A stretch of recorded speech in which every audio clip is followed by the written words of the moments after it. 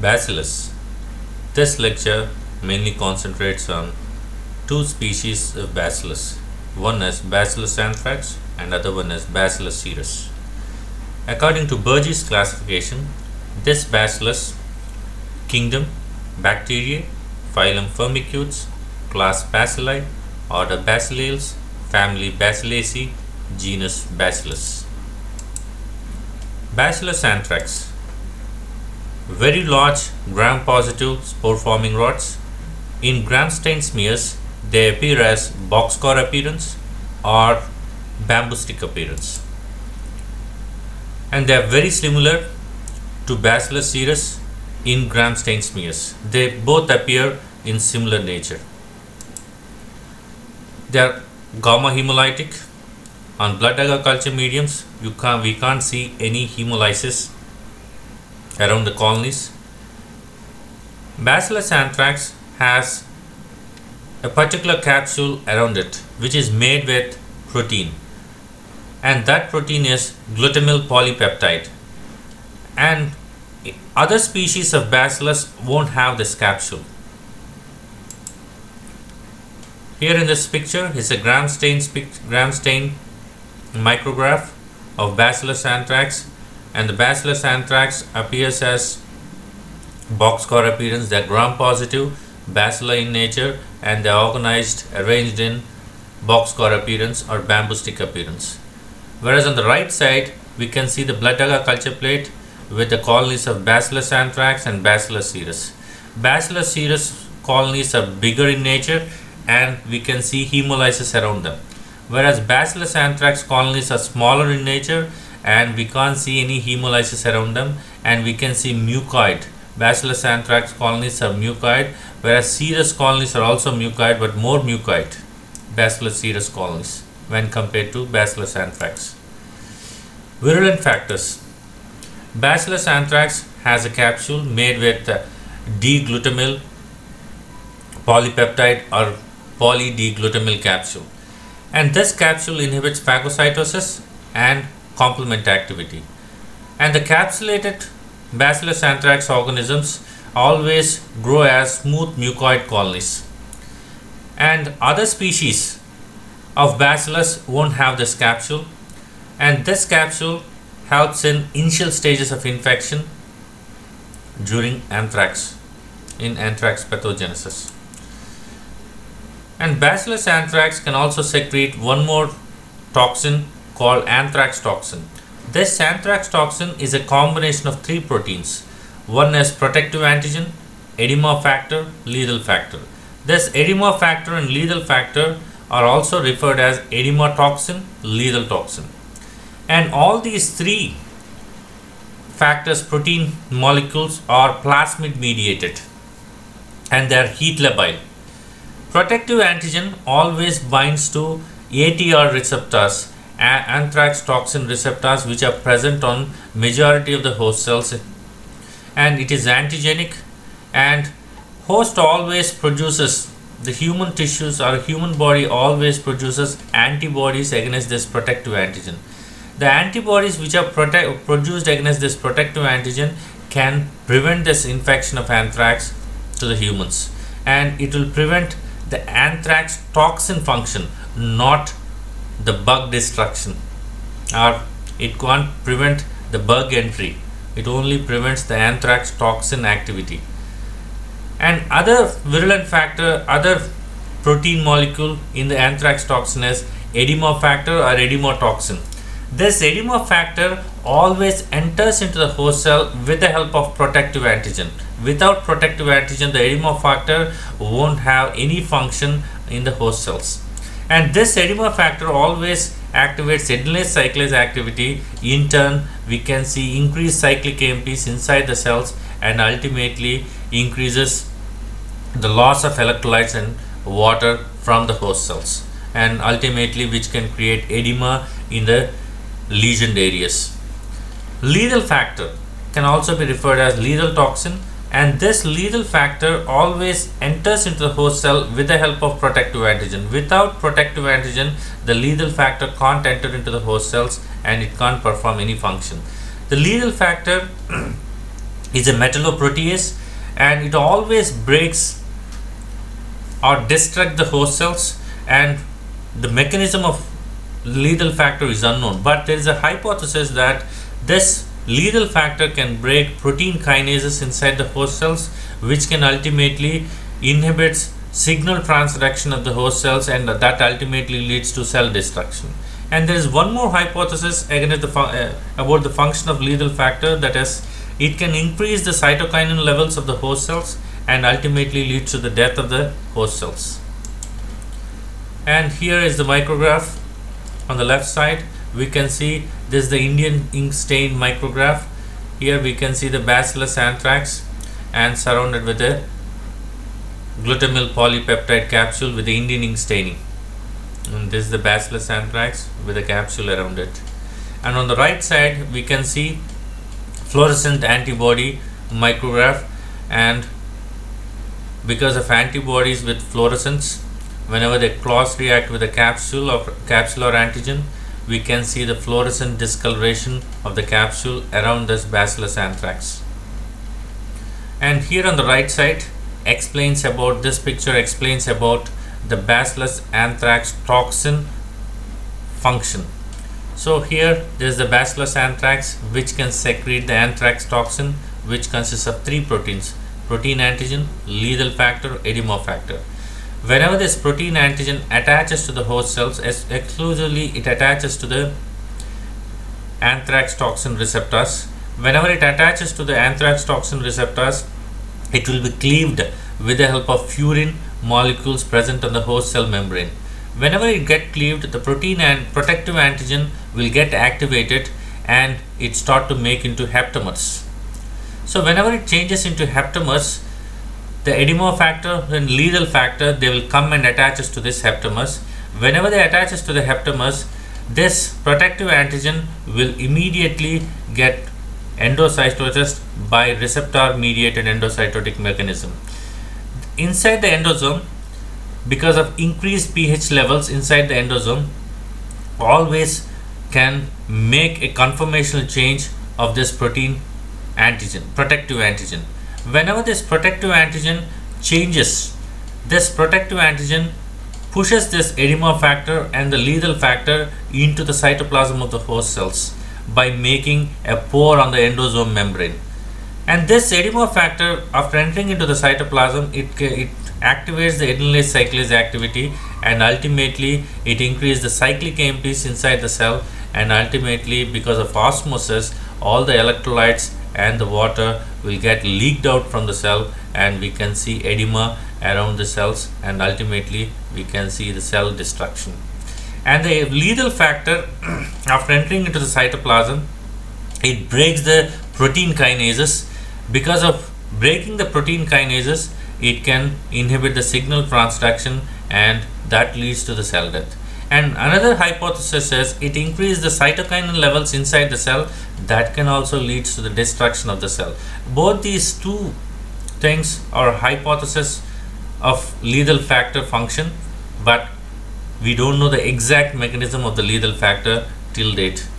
No proven mechanism, only hypothesis. Here we can see the animation of anthrax toxin.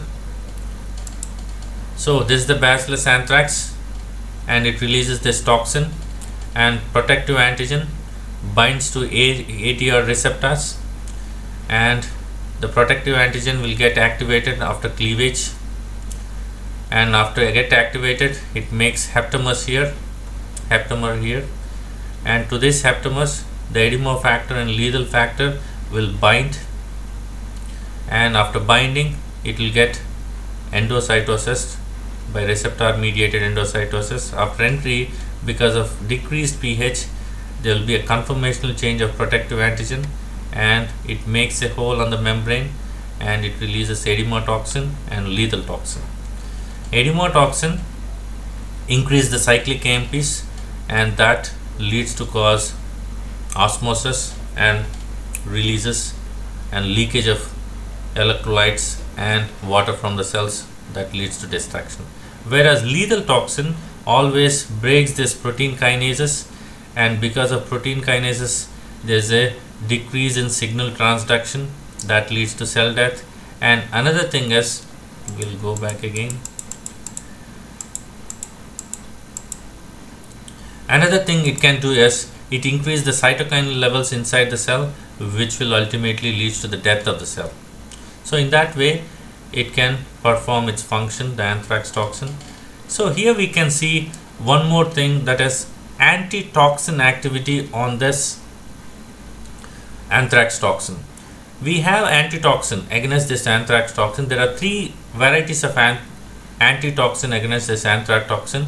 One variety, how it works is, we can see here anthrax organism releases this toxin, but because of this antitoxin we can have antibody production inside the host cells, and we can have soluble anthrax toxin receptors production. So because of these two, this antibodies binds to this protective antigen, whereas soluble ATRs also bind to this protective antigen. Whenever they bind, they can't bind to this actual ATR receptors on the cells, so there won't be any attachment of protective antigen to the host cells. So in that way it inhibits the anthrax toxin activity. Second way of antitoxin function against this anthrax toxin is, protective antigens are released and they attaches to the ATR receptors and get cleaved and get activated. Whenever they get activated, peptides which are produced by antitoxin, they will bind to this activated protective antigens. Whenever they binds to them, there is no haptomer formation. If there is no haptomer formation, and there won't be any receptor mediated endocytosis, and there won't be any entry of edema factor and lethal factor. So that's how antitoxin 2 can work. The third variety of antitoxin, how it works is, protective antigen is released and it got cleaved, protective antigen got activated and haptomer is formed. This antitoxin third variety will block this haptomer areas. Whenever they get blocks this haptomer areas where this edema factor and lethal factor binds, so there won't be any receptor mediated endocytosis and there is no entry of this edema factor or lethal factor into the host cells. So in that way the third variety of antitoxin works on this anthrax infection. Epidemiology.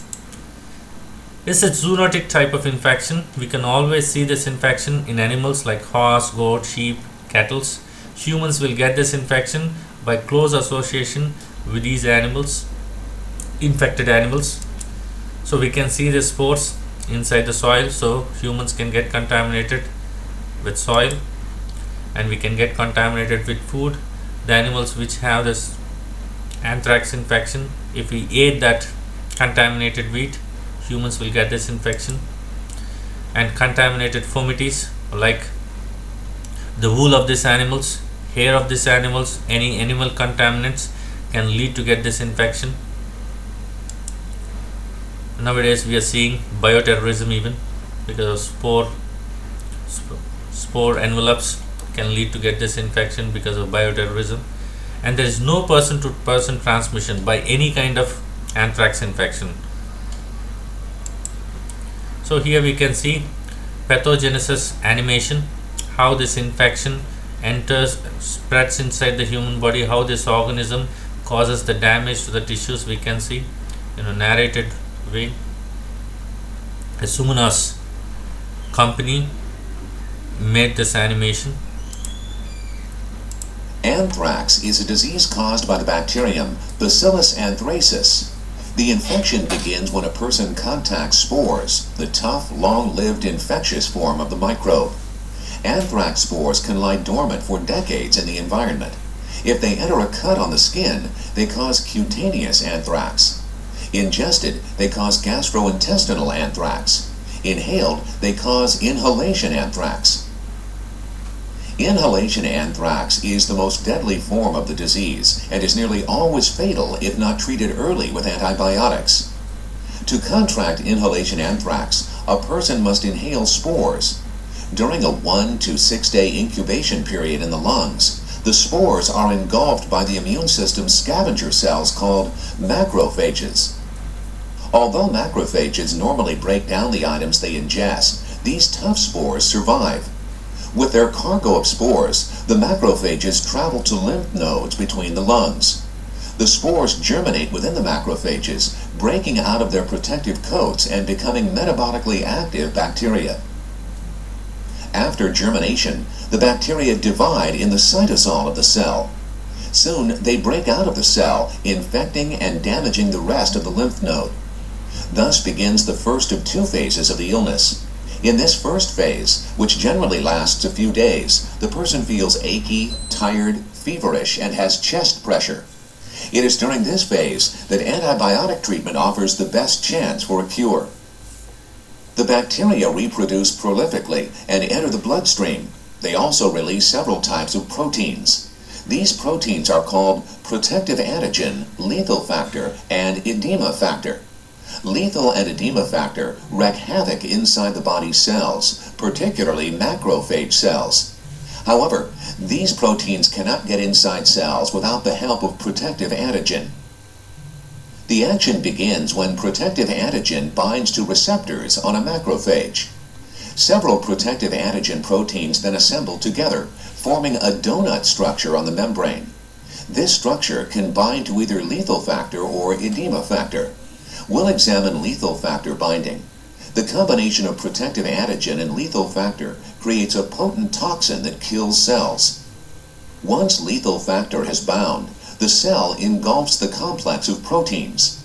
The protective factor donut changes shape and punches a hole in the membrane, allowing lethal factor into the cytosol.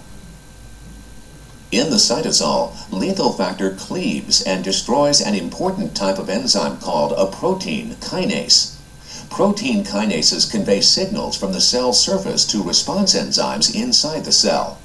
By destroying the function of these kinases, lethal factor destroys the cell's ability to respond to certain stimuli.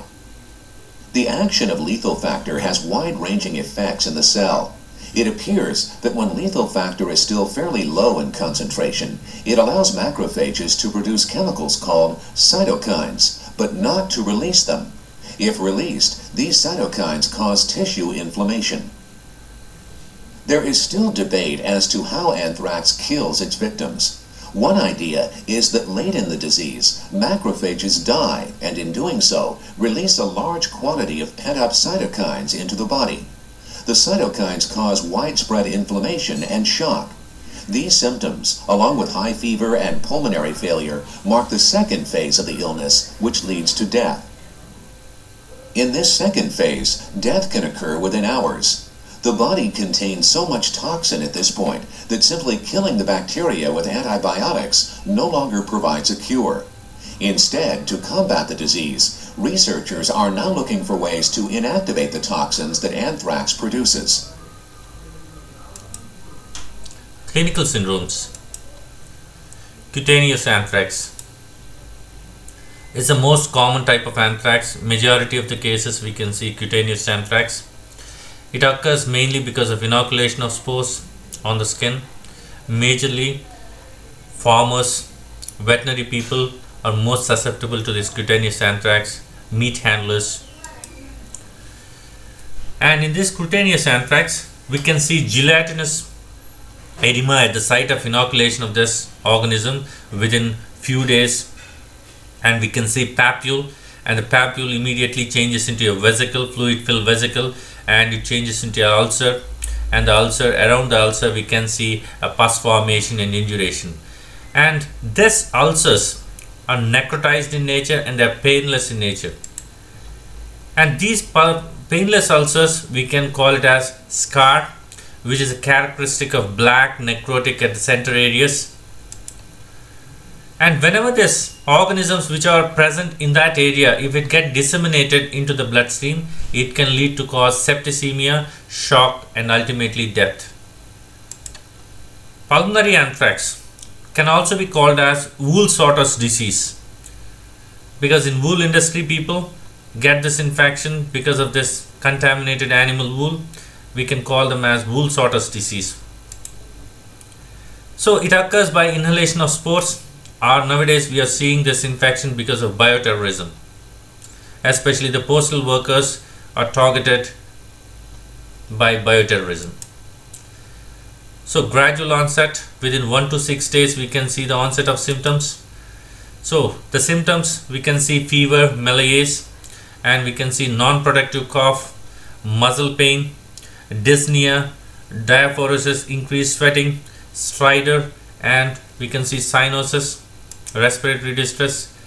And we can see this organism spread into the hilar lymph nodes, and the hilar lymph node necrosis occurs, and we can see the hemorrhages in the hilar lymph nodal areas that leads to mediastinal hemorrhages. And in the X-rays we can particularly observe mediastinal widening because of severe damage and severe hemorrhage. We can see mediastinal widening. That is one of the peculiar observation. We can see it in anthrax infection, pulmonary anthrax infection.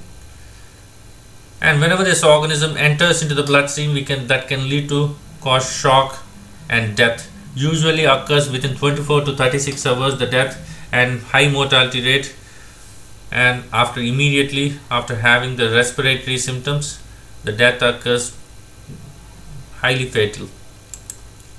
So this is the cutaneous anthrax. You can see a black scar on the 5th day of this infection. This is the 7th day, and you can see a black color scar formation. And this is a pulmonary anthrax patient with a mediastinal widening. Here you can see a mediastinal widening because of severe mediastinal hemorrhages and destruction of hilar lymph nodal areas that leads to mediastinal widening.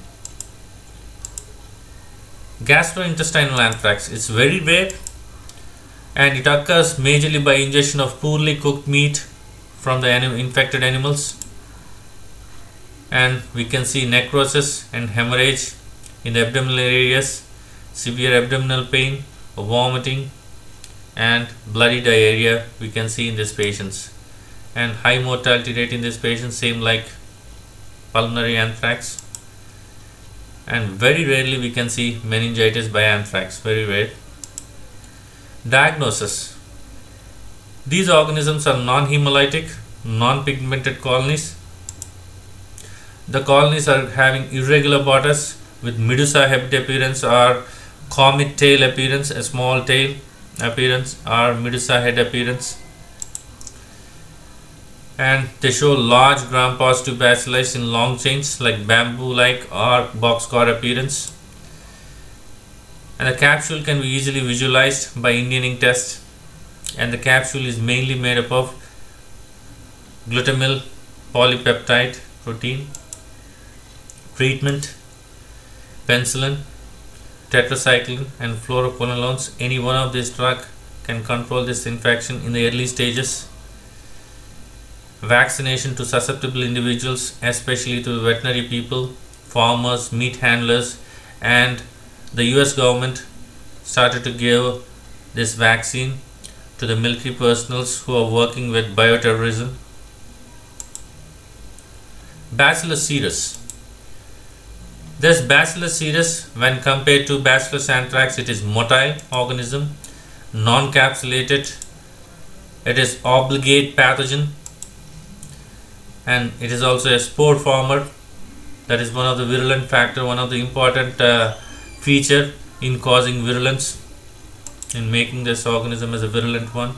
We can see hemolysis. There is a hemolytic organism when compared to Bacillus anthrax. And humans normally get this infection by contaminated food, mainly by rice, especially the fried rice. In board exams, they always concentrate about the fried rice in Asian restaurants or Chinese restaurants. And here is the Bacillus cereus organism in gram stain smears. And here is the blood agar culture medium. In the right side, these are the colonies of Bacillus anthrax. These are the colonies of Bacillus cereus, mucoid colonies with slight hemolysis around them. Virulent factors. The main virulent factor for this organism is spore formation. Because of spore forming nature, the food that is cooked with the contamination of these spores, always the spore inhibits